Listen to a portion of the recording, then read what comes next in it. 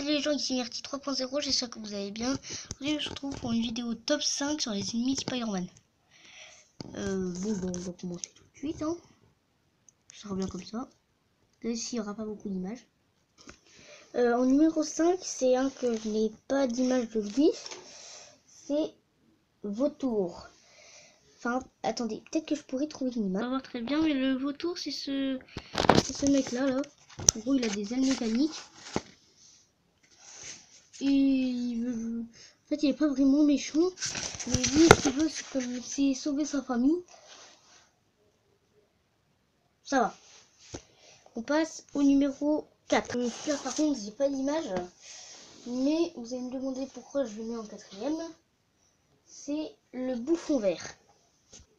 En fait, j'ai une image de tous. Le bouffon vert, c'est lui. Ou alors, si vous voulez... Ouais, lui, quoi. Et... si je le mets que en quatrième, c'est parce que je trouve qu'il est pas assez fort par rapport à Spider-Man. C'est ça qui est très dommage. Pas assez fort. Comme il s'est fait tuer par son propre engin, c'est un peu débile. Et dans The Amazing Spider-Man 2, enfin ça c'est dans Spider-Man.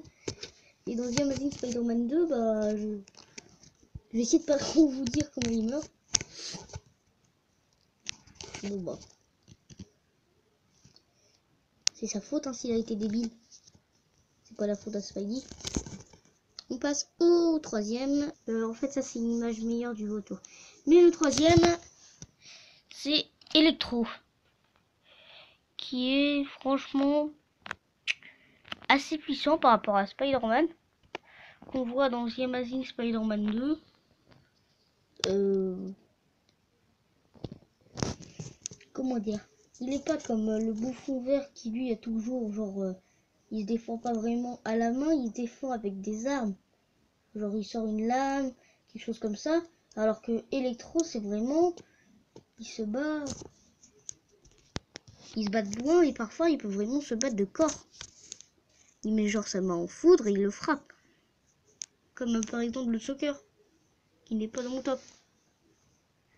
Enfin bref. On va passer au deuxième.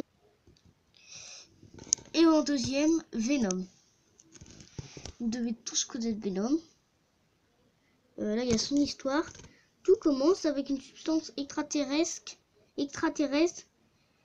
noire et visqueuse de symbiote qui se colle à Spider-Man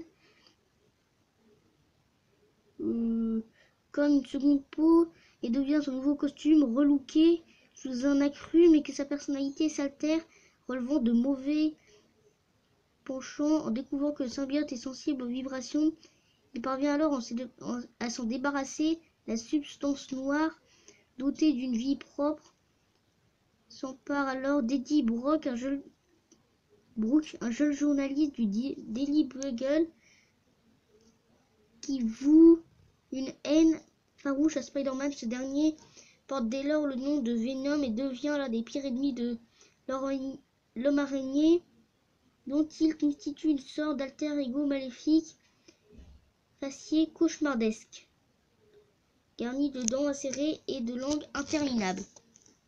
On voit une image en dessin animé, c'est vrai qu'il est pas grand. Et vous allez sûrement vous demander qui est le dernier. Et bah, même là, je sais que la plate ils vont me mettre, ah mais c'est pas le plus fort, il est un peu nul lui. Mais c'est mon choix. Je fais cette vidéo parce que c'est mon choix. Et en dernier, je vous en ai choisi un. Je n'ai pas d'image de lui. Mais vraiment, du tout de photo, à part une en Lego. Vous êtes prêts? Moi, je dis Carnage. Carnage, en gros, c'est comme une version de Venom rouge, encore plus violent, plus affreux. Lui, il tue pour le plaisir. Et il tue pas comme Venom, genre t'as pas le temps de sentir. Lui, il te fait souffrir. Si Carnage existerait dans la vraie vie, bah tout le monde serait mort. À part si Spidey est là, même Spidey, il s'est déjà fait... Dans une version, il s'est déjà fait tuer par Carnage. Carnage, pour moi, c'est le meilleur.